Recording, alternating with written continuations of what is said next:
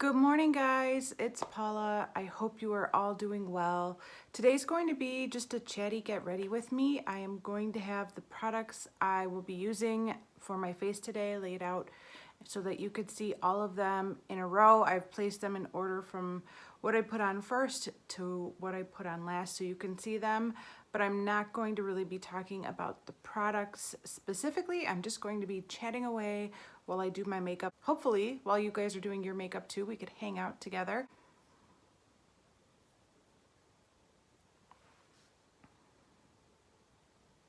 I have a lot to talk about today. I do also have a tag that I might answer some questions to. This is the quarantine tag, which I was tagged by Lisa I. I believe Lisa I created this tag, so there's 10 questions. So I might be answering some of these questions throughout this Get Ready With Me as well. So let's get started. How are you guys doing? I hope you guys are doing well. I know I've already said that, but I have to say it again. I hope you're all doing well. Are we coming around this thing? Are we getting on the other side of it? I don't know. I feel like the media is trying to portray that we are flattening the curve. And I think we are, and that's wonderful. But what does that mean? You know, like, so we flatten the curve. There's still a lot of people getting sick every day. There's still a lot of people dying every day. And we're still stuck at home. How are we going to get to the point where we could go about living our lives and not contract this virus? I don't know. I don't know if they know, but they're talking about the fact that a vaccine probably won't be ready for another year. So, I don't know.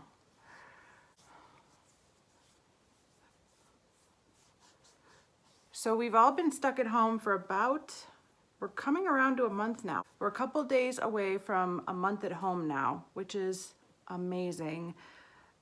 It's just amazing that for so many of us, the life we knew stopped a month ago.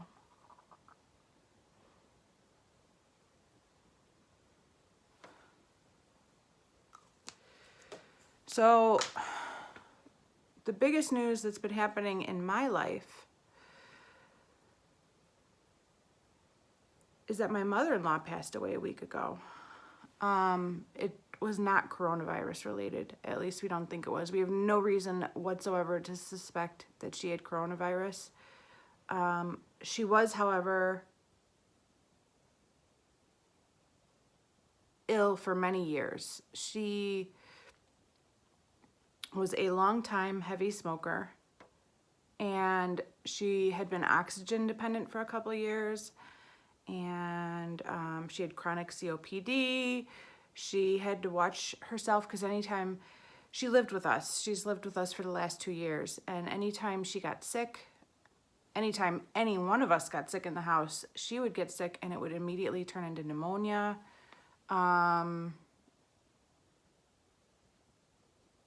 She was hospitalized in October. She collapsed upstairs. It was while we were on strike for work. And I was sitting at home again, and I heard a big loud noise upstairs, and I went to go check on her, and she had collapsed. And it turns out she had a UTI that never was treated. She didn't even know she had a UTI, which had turned in, she also had pneumonia, but the UTI that was unchecked turned into sepsis. So she basically had a blood infection. And she was in ICU for almost 2 weeks. We almost lost her then. But she pulled through. And she came back home. The doctors really wanted to put her on a ventilator at that point, and it was against her wishes, so she didn't go on a ventilator, and she snapped out of it. We thought we were gonna lose her. We were preparing for, we were making plans at that point, and she woke up. She came back, and she came home. She didn't quit smoking. She couldn't. She was heavily addicted to smoking, and she could not quit. I'm sure if she could, she would have quit, but obviously the cigarettes had too big of a grip on her. So when she moved in with us, we told her, you cannot smoke in the house. It's absolutely not going to be possible. I caught her sneaking off in the bathroom and smoking in the bathroom one time in 2 years, and I let her have it, and she never did it again. So she would often find a reason to go places so she could smoke in her car, but she couldn't quit. And last week on April 5th, she apparently had a heart attack. I woke up early in the morning. I'm the first one to wake up, as always, in the hopes of exercising and filming and doing whatever I have to do before anybody else wakes up. I want to get those things done so I'm not like disturbing anybody else. And she was on the floor again. We called 911, and she was gone before we even got to the hospital, poor thing. So my kids have lost one of their grandmothers that they were very close with. Like I said, she lived with us for 2 years, and when you're 4 and 6, it's a huge chunk of your life. They really don't remember a time before Grandma was living at the house. Grandma's just always been here, and of course my husband is grieving. He lost his mother, and he obviously loved her very much to let her come live with us 2 years ago. So I'm okay. I'm personally okay. I don't know if I would say I loved her, but I did respect her, and I hope she respected me. I definitely think she respected me. Look at this. I took the stopper out of this thing, and it's a big old mess now. I definitely think she respected me. And there are many times where I saw her try to make changes if she was doing something that she could tell made me unhappy.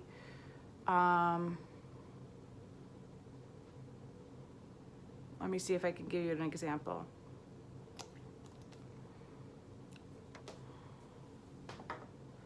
A couple years ago, I went on the keto diet, which is a very carb-restricted diet. If you're going to be successful on the keto, you really have to limit your carbs to like between 20, aim for about 20 carbs a day, which is nothing. You basically get that in the creamer in your coffee and the vegetables you eat. So it's a lot of meat and egg and cheese and vegetables. And it's a hard diet to be on. And that's the diet I was on when she moved in. And she likes to bake. And I would come home from work, and there would be a cherry pie sitting on the kitchen counter, or brownies, or chocolate chip cookies. And I had to tell her, like, I don't want to stop you from baking. If this brings you joy, you should keep baking, but find someone to give it to. Go to your other granddaughter and drop it off with her, at your son's house. Find somewhere to bring it. If you like to bake, that's great. Save yourself a slice and eat it, and then give the rest away. Don't leave it on the counter, because I'm not letting my kids eat all this junk food, and so the end result is that me and my husband are eating it all. My diet is shot, and my husband's not eating healthy. So she did stop. She did stop. After I said that to her, she did stop. And she made a lot of changes. I really felt like during the time that she lived with us, she made a lot of changes to make it work for us, and I'm sure that was hard for her. She was used to doing things her way and being in control, and she gave up a lot of control when she moved in with us, and I really appreciate that, because as much as I was willing to let her live with us, I wasn't willing to let her become the head of the household either. And I think she has a very strong personality, and I think she could have easily taken over this household if she could have. She's used to being in charge. She's used to being the boss, and I could clearly see her taking steps to allow me to kind of maintain control at the house. So I really appreciate that, and I think it shows that she respected me, and I respect her for it as well. So yeah, that has been huge. One of the small blessings that came out of this is that she was gone before she even got to the hospital. So there wasn't this long drawn out hospital stay, because if she was at the hospital, we wouldn't have been able to visit her because of the coronavirus. No visitors are allowed at hospitals right now. So it happened very suddenly, but we're grateful that she didn't have to sit in the hospital alone for days and weeks like she did in October, because this time she would have been alone. last time we were by her side. The downside is that because we're living in the time of coronavirus, we cannot have a proper wake or funeral right now. It's just not possible. So luckily she didn't have any specific wishes, but we decided to have her cremated, and we'll hold like a memorial service at a later date, which I don't know how her family, like her sister and brothers, feel about that, but they seem to be understanding that we're kind of stuck between a rock and a hard place right now. As far as the kids go, Ron seems to be handling it just fine. I haven't seen any major signs of him struggling, but Hazel's been having a hard time. She was very close to Grandma. She slept with Grandma, which was not something I really liked, but I felt like it wasn't something I could really stop either. So even the night that the paramedics came to take her away, she was laying in bed. She was laying in Grandma's bed sleeping. So, you know, it was really hard to tell them, you know, what had happened and that Grandma's not coming back home. And we've had to have this conversation with Hazel 5 or 6 times, you know, like we explain to her, she cries for a little bit, she pulls it together, and then the next day she's like, but when is Grandma coming home? And we're like, she's not, you know, and she cries a little bit and then she gets over it. And then the next day she's like, but when is Grandma coming home? Like, it's so sad that she's not really getting it, you know? So that has been a significant change in our life. Aside from the coronavirus, there's part of me that is so glad that this happened while we're all quarantined, because I can be home to be with the kids. I could be home to handle whatever affairs need to be handled. I can be home to get used to running the household independently again, because she did help me out in many ways. While I was working for the last 2 years, I never once came home to a sink full of dirty dishes. They were always clean by the time I came home from work. And that little step, we don't have a dishwasher. You have to wash the dishes by hand in our house. And that one little step was so nice. I am so grateful for 2 years of not having to wash dishes. I did usually wash them on the weekends since I was mostly home. But Monday through Friday, I never once had to wash dishes. Monday through Friday, she almost always cooked dinner. Now, it didn't always follow with whatever diet I was on. It wasn't always the dinner that I would have cooked, but at least there was food on the table and I didn't have to cook every night if I didn't want to. And those things were huge. They were just huge. And it hasn't really hit me yet because I'm home and I have plenty of time to wash dishes. I have plenty of time to cook. But whenever we all go back to work, whenever I go back to work, I think it's going to be really hitting me hard how those little things that she did for us and for me every single day really helped and were really time savers and really gave me a lot back as far as time that I didn't appreciate when she was doing those things. So I don't want to be a total downer. Let's talk about something a little bit funnier. For about a month now, from the time we first were quarantined, I have been collecting memes, and it has become like an almost obsessive pastime. I scour Facebook for hysterical memes and related to the coronavirus. I have created an album of funny coronavirus memes, and I know I'm not the only one. I know there are others out there doing it too, because sometimes I'm stealing their memes because they're hysterical. So I don't know what's going on in your neck of the woods, but if you don't know, I live in the suburbs of Chicago. And the mayor of Chicago is a woman named Lori Lightfoot. And a few weeks ago, it was still March, towards the end of March, we had an unseasonably warm day where it got to like the high 60s. And in Chicago, all of a sudden, regardless of the quarantine, people were at the beach, people were jogging, people were running. The lakeshore was filled with people, and Lightfoot got pissed. And she got on TV and told us all that we need to stay home. She shut down whatever street or bridge you need to take to get to the lakefront. She totally shut it down. She had police blocking it off to let people know that just because you're not working doesn't mean it's time to go to the beach and play, you know, that this virus is, you know, contagious and we're trying to flatten the curve. You got to stay home. And immediately after that happened, a million hysterical memes popped up about the mayor. I will be playing them now as I'm blending out my cream bronzer, but they are hysterical.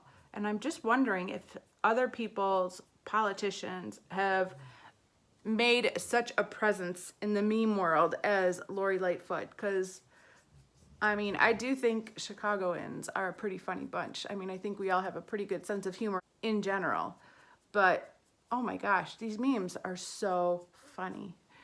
And I'm just wondering, like, does anybody else's mayor or, you know, governor of their state or president of their country or, you know, whatever, are there as many funny memes about those people? Because these are so funny. And apparently she has gone on to media. I haven't seen it, but she's gone on TV and told everybody she thinks these memes are pretty funny. So that's good that she gets the joke. So I hope you enjoyed those memes. I hope they made you smile. They are so funny to me. So I'm going to take a couple questions from this quarantine tag that Lisa I made, and I'm going to start answering them because they do kind of fit in with what I want to chat about anyways. The first question is, what is your work situation and how have you adapted your routine? So, a lot of you guys know this. Some of you probably don't. I am an occupational therapist for Chicago Public Schools. Chicago Public Schools is a huge educational system for all children of Chicago. I mean, we do have private schools and other school settings, but Chicago Public Schools is huge, huge. I think there's only a couple of states in the US that have a system larger than Chicago Public Schools. And being an occupational therapist, I work with children that have IEPs and that have a disability. Prior to being quarantined 3 days a week, my job was to evaluate kids that were aging out of early intervention, which is a program for kids ages birth to 3 that have already been identified as having delays. So they were probably getting developmental therapy, occupational therapy, or speech therapy in their homes, and they turned 3. And prior to them turning 3, we have to evaluate them and see if they continue to need therapy once they get to school. And if so, we have to write up a plan for those kids and get their services in place so that when they turn 3, they can start at CPS and start getting and continue to get the therapies that they were getting before and whatever services they need.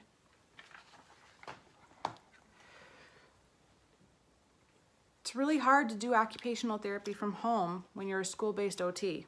Everything I do is related to a classroom performance, and right now there really isn't any classroom performance going on.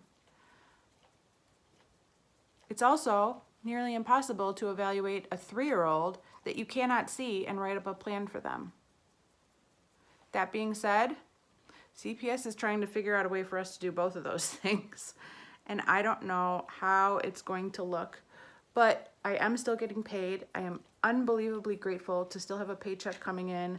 My husband does custom wheelchairs. He's still going to work every day. He's still working 40 hours a week, and his boss has cut his paycheck for now, temporarily. So I am sitting at home with my kids, and my paycheck is the same paycheck it's been the whole time.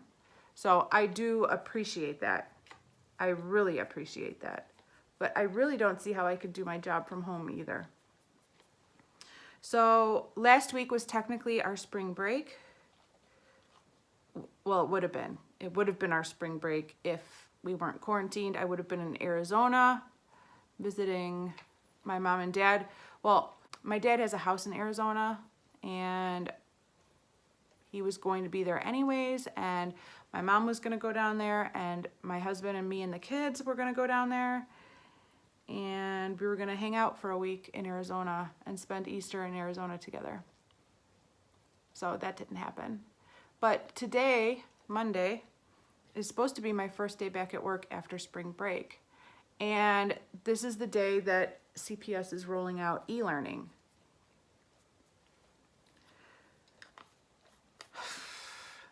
I really feel for the teachers, because while this e-learning is supposed to be going on, while we're supposed to be working and proving that we should still be getting paid, all of our children are home with us. Those of us that have children that are young, they're home with us, and we're also supposed to be teaching them.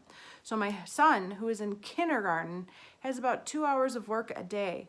And I have to sit there with him because he's not an independent worker yet. I mean, he can work for a couple of minutes on his own, but I cannot go and sit in a meeting and have a phone conference with a parent or, you know, my coworkers while he's working.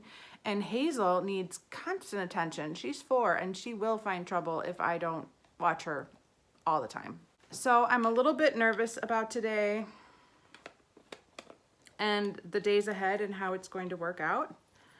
But this is the expectation they have for us, and they are paying us, and I have to try to find a way to earn a paycheck because I don't want them to take it away from me.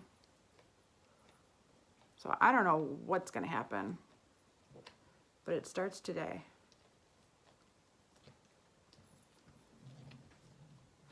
What's the second question? The second question is, what have you been binge watching? Not a whole lot. I decided that when my kids' school and my school was canceled, we would not be having the TV on all day long. I didn't want them staring at Ryan's Toys Review, whatever, the Ryan show, all day long, which is what Hazel really wants to do. She really wants to watch Ryan Toys Review all day long. And Ron could sit around and watch Cinderella or Onward all day long. So they both could stare at TV easily for 10 or 12 hours a day if I let them. And they'll stop and play for a little while. But yeah, the TV's, if it's up to them, the TV would always be on and they'd be staring at it. So I decided that Monday through Friday, during this quarantine, we would keep the TV off until like 5 o'clock in the afternoon, sometimes 3 o'clock if it's just a rough day. And they could play, you know, they could work and play and figure it out. So we have a nice routine going. We're not always working, we're not always playing, but whatever we're doing, the TV is not on, and it's been nice. So I haven't been binge watching a whole lot of anything. The show that I would like to be binge watching is Schitt's Creek. We just recently got Netflix a couple months ago, and the first show I started watching was Schitt's Creek. It is freaking hysterical. It is so funny. If you've seen it, you know, it is a very funny show, but it's not really appropriate to watch in front of the children, so I haven't really been able to watch it much. Prior to my mother-in-law passing away, if I was needing a break, she would go upstairs to her room and she would let the kids play in her room, or maybe put on Paw Patrol or some kind of a kids show, and they'd play board games for a while, and I could have like an hour downstairs to myself, and I would watch a couple episodes of Schitt's Creek. Obviously, that's not going to be happening for a while, so if there was a show I would be watching, it would be Schitt's Creek, because it's freaking hysterical. The next question is, have you read anything interesting lately? No. I was never a huge reader. I know there's people that read like 100 books a year. I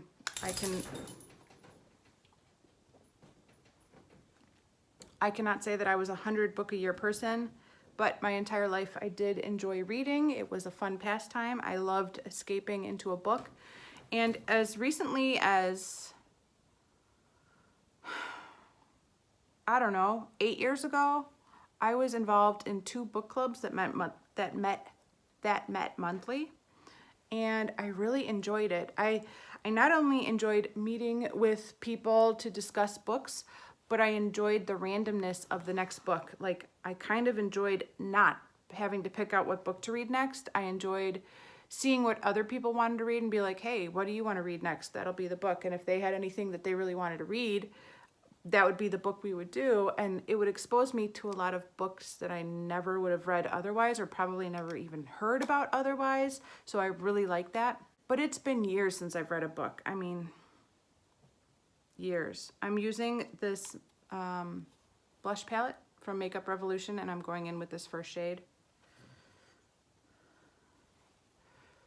Yeah, I do miss, I miss reading books, but I also am one of those people that if I'm going to read a book, I want to set aside like 2, maybe 3 hours of time to just read uninterrupted. And there's no situation in life where I have 3 hours to read uninterrupted. It's a miracle if I can get through a 10-minute YouTube video uninterrupted. So that's not really happening. The next question has 3 parts, and it's all about makeup. I feel like I've talked about this a lot, but I'll answer it again. Question A is, has your makeup routine changed at all? Yes, it has, but not much. So far, there have been 4 or 5 days where I didn't wear makeup at all. I wasn't leaving the house. I didn't have anywhere to go. I didn't have anything to film. And I didn't see the point of taking a bunch of time to put on makeup for my kids to be impressed. I'm pretty sure they love me with or without makeup, so I didn't bother. I am torn about makeup wearing at home. If I have a reason to wear makeup, I'm always happy and excited to put on makeup. But if I skip a day, like the 4 days I've skipped so far, there's part of me that's like, why would I waste a face of makeup or the time to put on the makeup when I'm not going anywhere and nobody's gonna see me? And then the other part of me is like, that is a panning opportunity missed. So, question 4B is, do you still wear makeup? Yes, I mostly still wear makeup. I kind of already answered that, but yes, for the most part, I am still wearing makeup. Panners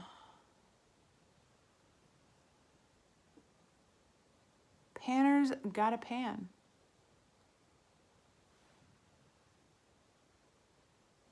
I have already dampened this brush prior to sitting down here.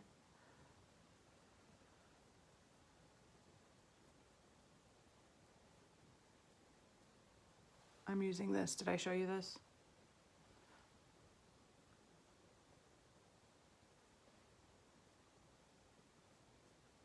I use this every single day, just like that. And question 4C is, what has been your favorite makeup product while in quarantine? I've always been an all or nothing kind of girl. If I'm going to bother to put on makeup, I'm going to put on every step that I do. I don't like to skip around. I like to do it all. I mean, I like to play around with colors when it comes to blush or eyeshadow or lips, but as far as the actual steps, I stick to the steps because I feel like, one, I don't know, I feel like I need every step. I don't know. It's really hard for me to choose which step to skip. And I like that I go in such an order. I stick to the same order every single time, and that way I don't miss any steps. I don't forget things. It just kind of works out well when I just stick to the script. And it's my me time, so I don't like to shorten my makeup routine. If I'm going to bother to put on makeup, which I do still 90% of the time, I'm going to make sure I have the time to do every step and to not skip anything. Now, I've talked about this many times, but there are 2 things that have suffered since quarantine, and that is nail polish. I have not applied nail polish once since quarantine started. And the other thing is colored lip products. While I'm at home, if I'm not going anywhere, I'm much more likely to just throw on another lip balm than to put on like a colored lip product. So those 2 areas have definitely suffered. But other than that, I haven't skipped any part of my routine, and I haven't really had any standout favorites in my makeup routine. I've just been having fun. I'd be having fun with these products because I put them in a project more so than because I was in quarantine. For example, this blush palette, that I put into pan in every palette. So glad I did that. So glad I did that. I am loving exploring that blush palette. It was brand new and untouched prior to me rolling it in this past month, and it has just been so much fun. Not that the quality of the blushes is so outstanding. I mean, they're good, but having 6 or 7 blushes to choose from is so fun. I also I'm giving you a little update, but I'm in love with this highlighter. This pinky toned highlighter is fabulous, fabulous. And if I wasn't already panning, I don't know, 3 other highlighters, I would consider making that the one I try to hit pan on because it's glorious. Question 5 is, have you learned a new skill? No, I haven't. But I did cook Easter dinner last night, and I was kind of proud of myself for sticking with it and not giving up. We had all the food. I went grocery shopping April 3rd, which was a Friday, and I bought most of the food for Easter dinner with the expectation that my mother-in-law was going to cook. And when she passed away, we still had all the food. So I cooked a huge ham and sweet potatoes, green beans, and macaroni and cheese, and then I made brownies. It wasn't the fanciest of dinners, but it was kind of fancy for me, and my kids are very picky eaters. Hazel's favorite food right now is what she calls a ketchup bun, which is basically a hot dog bun with ketchup on it only. She could eat that for breakfast, lunch, and dinner.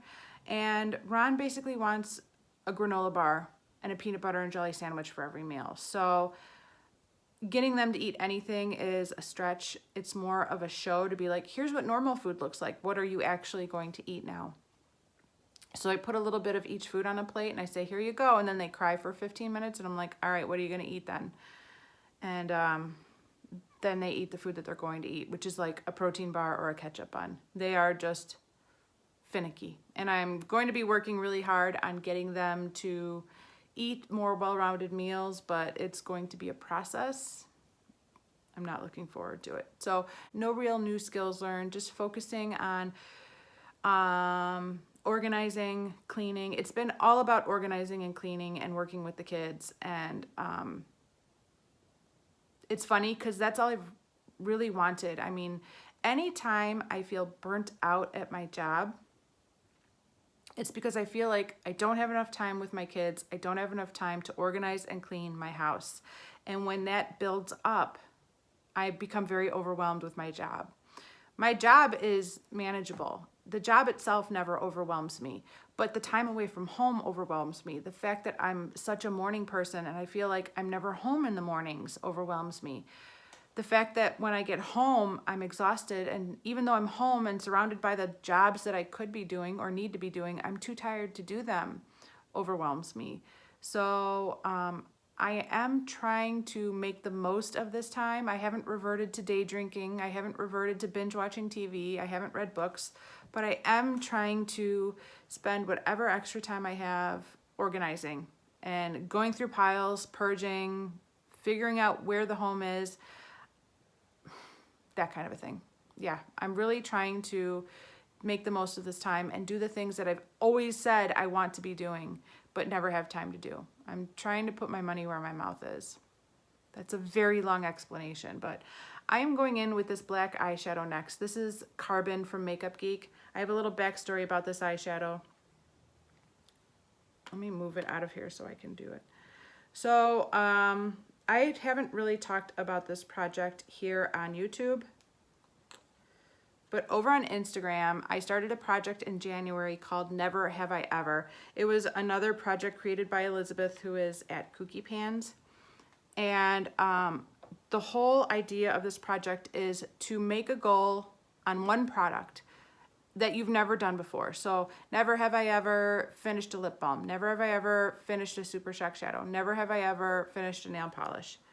For me, it was never have I ever hit pan on a black eyeshadow. And I put this Makeup Geek eyeshadow in Corrupt into this project. This is the only eyeshadow in the project. It's the only product in the project. And my only goal is to hit pan on this. And we are now 3.5 months into the year, and this shadow still looks brand new. My original idea was, no problem, I will use a very stiff brush and I'll use this as an eyeliner. Well, here's the thing. I tried that. And aside from the fact that I'm panning other eyeliners that I like better, when I tried to apply this as an eyeliner throughout the day, when I opened my eyes, the eyeliner would touch up here and I would have a half moon shape of black on my eyelid, which drove me nuts. Why would I want that? I don't want a half moon black circle on my eyelid where the eyeshadow was touching up here. I don't get it. I don't get using eyeshadow as an eyeliner. It makes no sense. So I stopped using it altogether, and at least a month went by where I didn't touch this at all, maybe 2 months. And I've been thinking about it a lot lately because it's still in a project. And I said I would hit pan. So how am I gonna hit pan? And yesterday, I did this eye look that I'm going to do today, and I actually really like this eye look. So I'm doing it again today.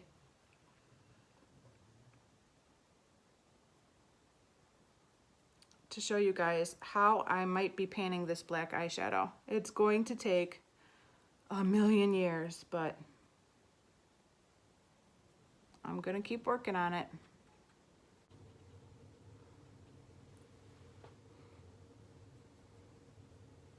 I know I did a whole video on how to pan a black eyeshadow not too long ago, but just because I felt like you could do it didn't mean I wanted to do it. But here I am, trying to hit pan on this black eyeshadow. Oh.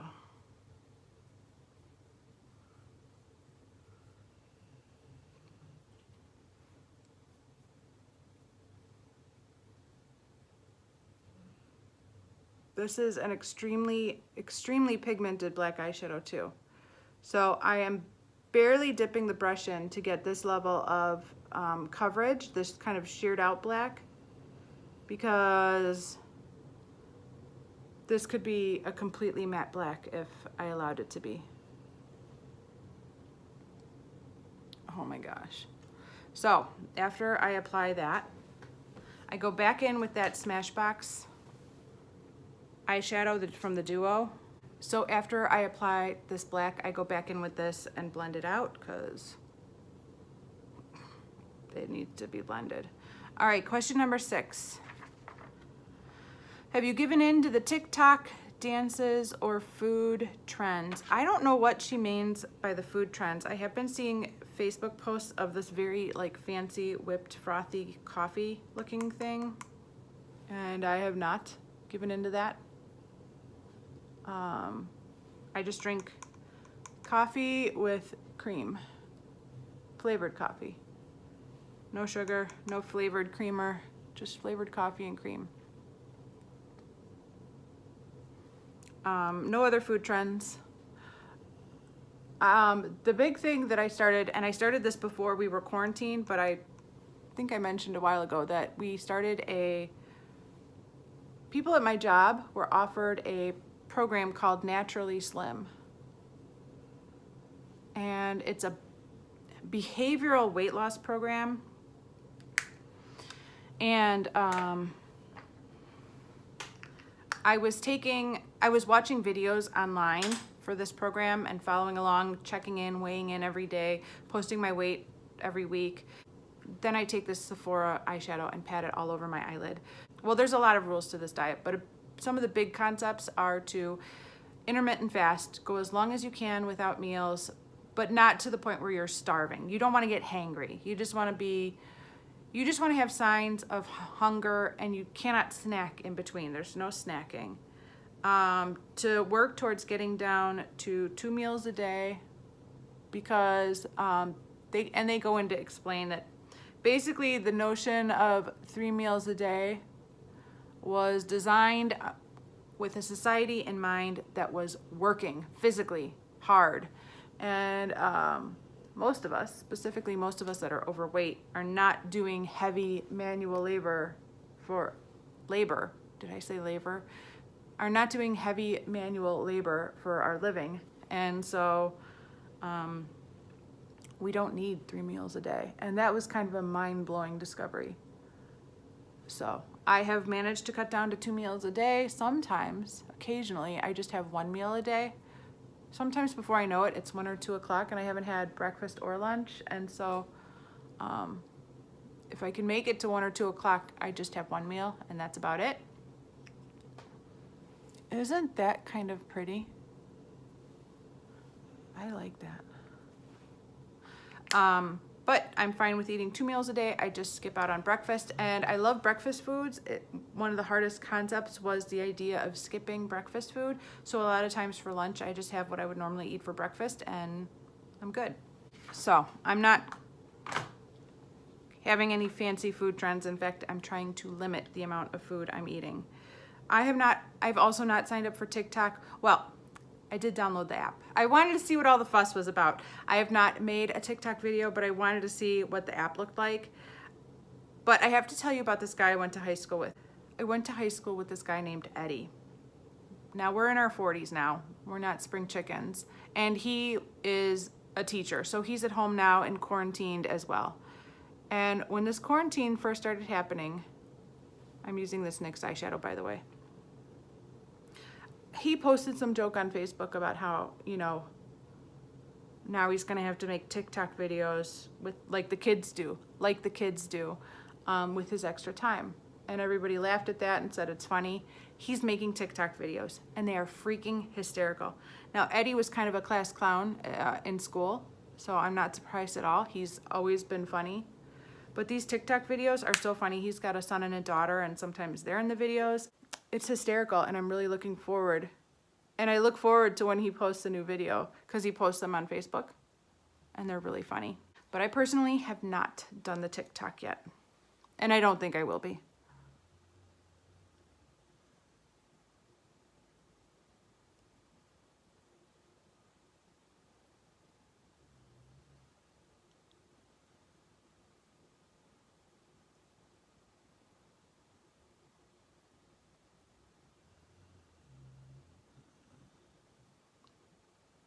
What's the next question?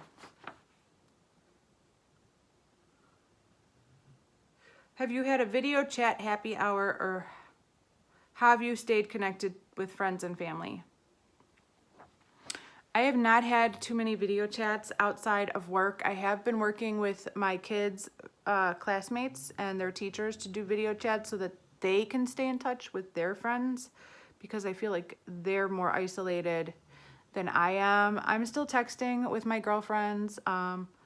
You know, we're all on Facebook, so I'm reaching out to them through Facebook and text messaging. But no video chats and no happy hour. I stopped drinking alcohol years ago. I do sometimes drink socially, but there haven't been a lot of social occasions in my life in the last 6 years in general, but particularly not now. There are no social occasions, so I'm not drinking. I have not turned to drinking at home. A big part of my weight gain from years ago was drinking beer, and I gave all that up when I realized that beer was giving me the body I did not want. So no day drinking, but I am reaching out to them through text messages and Facebook. As far as my immediate family, I have been asking my kids to write letters to grandma and grandpa and their uncles and their aunt, and that has been really nice. All of them really enjoyed receiving the letters, and my mom and dad, my mom wrote a letter back to them, which they loved receiving in the mail. And my son actually came up to me yesterday when he got the letter from my mom. He's like, "Mom, guess what? We can talk through letters." And I just about died, because like this just occurred to him. Like, he's only 6 years old, but in the age that he's growing up in, there's no such thing as writing letters to communicate. But through this quarantine, he's realized that you can communicate by writing letters to other people, and he's digging it. So that was really adorable. We did also do a window visit with grandma and grandpa yesterday because it was Easter, and we haven't seen them in close to a month. And we really missed them. We arranged to go see them. We went in their backyard, and they stayed inside and we stayed outside. It was really nice. It was really well. Of course, at some point, both the kids had to pee, and I was like, pee behind that tree. You can't go inside the house. So I had to teach Hazel. Ron, of course, took to it naturally, and he loved it. I had to teach Hazel how to squat in the woods, which is a skill I've done many times, but didn't imagine I'd have to teach my 4-year-old in my parents' backyard. My mom was like, even after this is all over, you know they're not going to go inside to pee now that they know that they could pee in the yard. And I was like, well, yes, I didn't think of any of this. And I did not want to pee in their backyard behind the tree. So when I realized I had to pee, I was like, okay, we're going to go home. And I had to race home as quickly as possible so I didn't have an accident in the car. But that was really nice to actually see them. Grandpa almost caved immediately. We got there, my mom was like, Dad wants you guys to come inside. And I was like, no. And she's like, well, he wants to go outside with you guys. And I was like, no. It's like, Dad, if something happened to you guys, I wouldn't be able to live with myself. We cannot do this. But yeah, he was ready to throw all caution to the wind for a hug with his grandkids, which is so sweet and so sad. We have been going over there on Sundays for a couple years now. So they have really gotten used to our weekly visits, and this has been hard for them.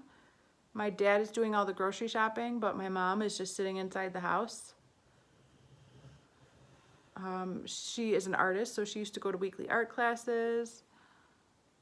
Lots and lots of doctor's appointments she used to go to. And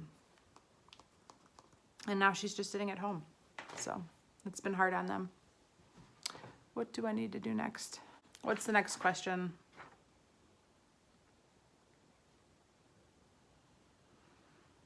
What have you ordered lately, if anything? Okay, so as far as ordering, I am under the impression that we should not be ordering anything we don't absolutely need. We should only be ordering essential items.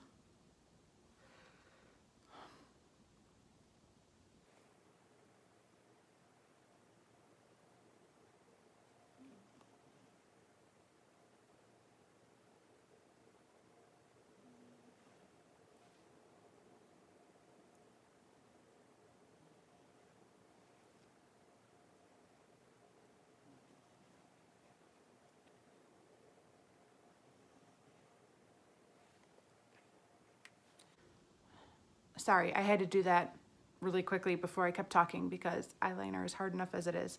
So I'm not ordering items for the sake of ordering items. I'm not boredom shopping. I'm really, really relieved that I started my low buy rules long before this quarantine started, because I think the old me would have had a much harder time with all of this than the new me. And I feel like I do not have the urge to shop for things I don't need. My husband is not happy that his pay has been cut, and he's been told that when this all settles down, he will be reimbursed for the money that he was not paid during this time. But he is having a hard time with the fact that he's not getting paid.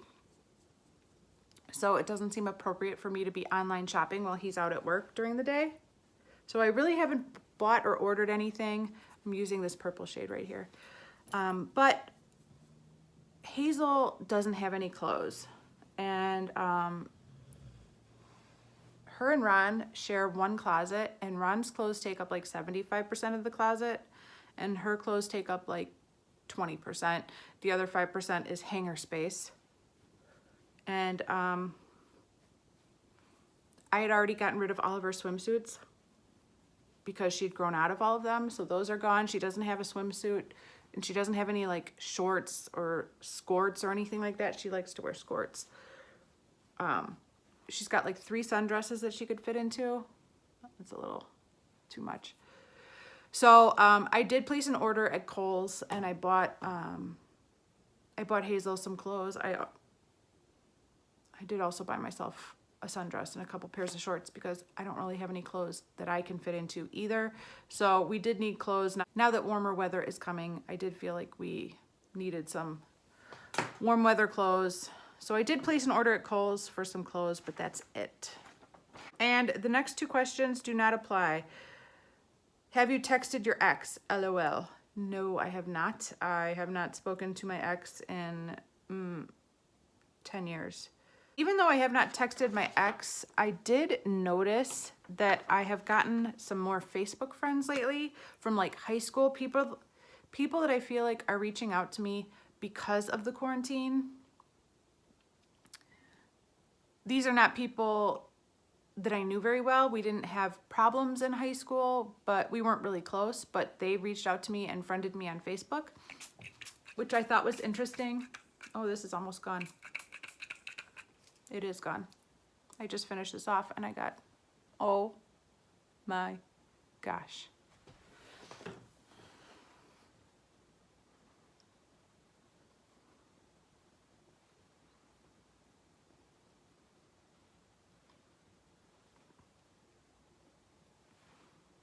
So I can't help but wonder if people being on quarantine has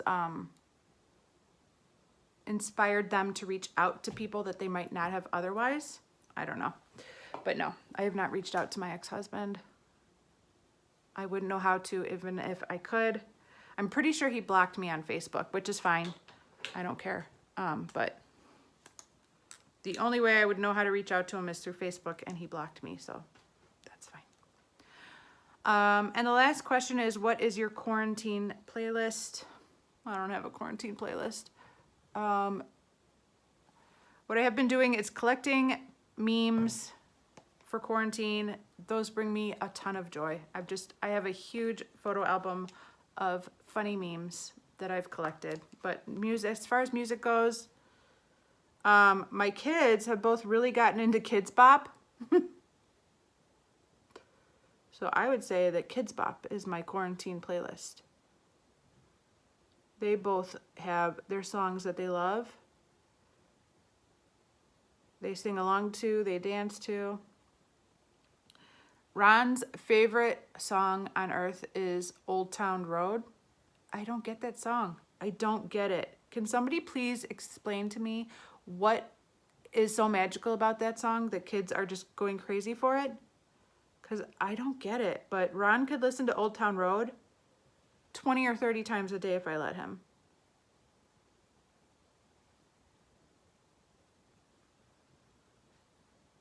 So if there's one song going through my head, it's Old Town Road, and I don't even like it. I don't get it.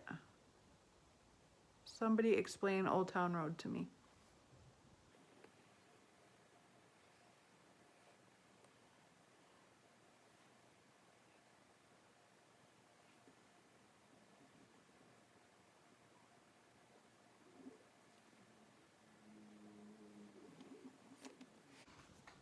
I do not like this mascara at all. I use it kind of as a primer or a base. I never wear this alone. It just, I don't know. This L'Oreal one I've been using on top of it, it's fabulous, but it is starting to get a little bit dry, so it doesn't quite add as much volume as it used to, but I like to use my mascaras for as long as humanly possible.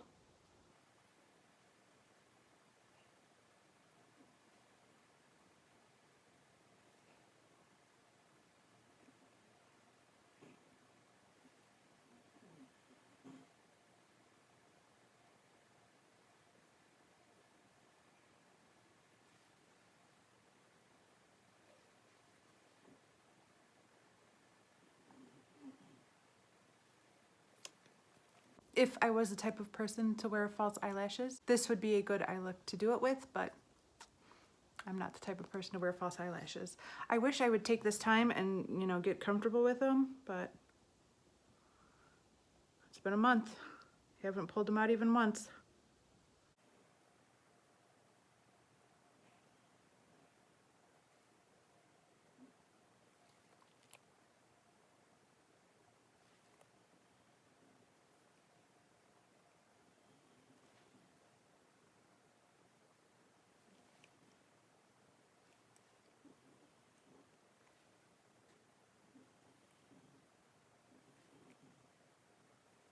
Okay, the final touch for this look is my Revlon Just Bitten Kissable Balm Stain in the shade Rendezvous. It is everything. I am loving it. I just rolled it into Project 10 uses. It looks basically brand new, but it's perfect for this look. Perfect for this time of year. Perfect for throwing on when you're just going to be sitting around the home.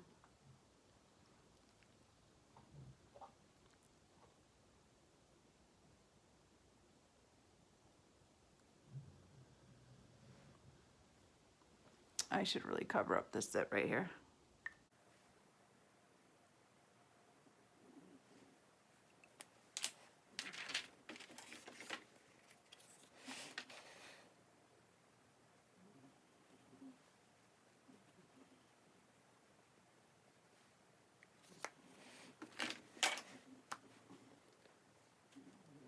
Okay guys, this is the finished look.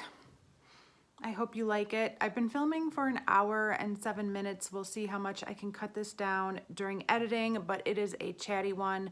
Thank you so much for listening to me while I'm talking to you. Here is a little close-up.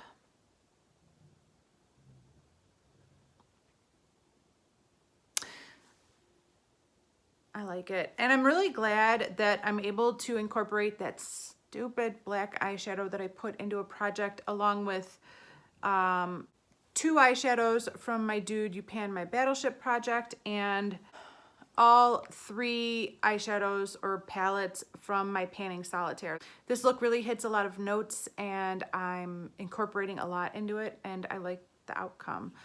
Thank you so much for hanging out with me. Whether you know it or not, you guys are my therapists. I talk to you guys about what I'm feeling and you guys listen and I appreciate it. So normally I would do my hair and show you this finished look with my hair down, but I'm not going to do my hair today because it's probably going to stay up like this. I do still have these short pieces, right? I have a short piece right here and I have these short strands back here. From when I had my head shaved in those 2 spots last summer from my brain surgery. And I cannot wait until they are long enough that I can fit them in my ponytail. They drive me crazy, but you know, they're getting there. That's what a year's worth of, well, that's how long has it been? This is what 10 months of growth looks like for me. 10 months.